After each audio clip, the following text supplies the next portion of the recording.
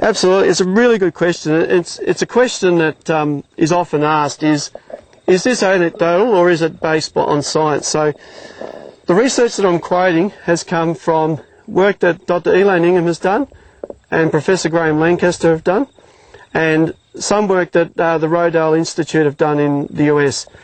Recently, it was announced that Dr Ingham will now be the chief scientist at the Rodale Institute. The Rodale Institute's been going since the late 1950s, I think it was, and they do a lot of work on sustainable farming systems. It's recognised around the world as probably the leader in sustainable systems research.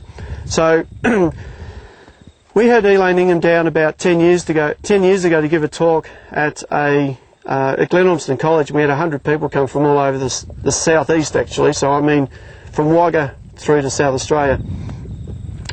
And one comment was, well, a lot of her research isn't actually written up as papers, and one chap that came, we said, well, this guy reckons that your work hasn't been validated by papers. So the first thing she did when she stood up and spoke was she said, see this book here? This is printed by the USDA, the United States Department of Ag.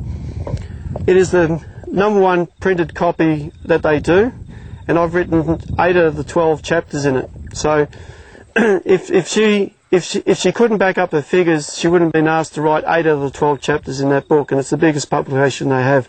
So there is a lot of research there.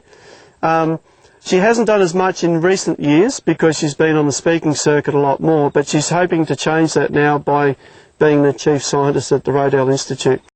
So she has collated information, and if you ever challenge her on any point, which people do obviously, she can quote papers that other people have done and research that other people have done to validate some of her comments. So I think it's worth mentioning that Rodale Institute there also runs with their research in this the conventional farming system and compares them with that on the top. Yeah, good point, Alex. They they run controls and conventional farming systems as a comparison.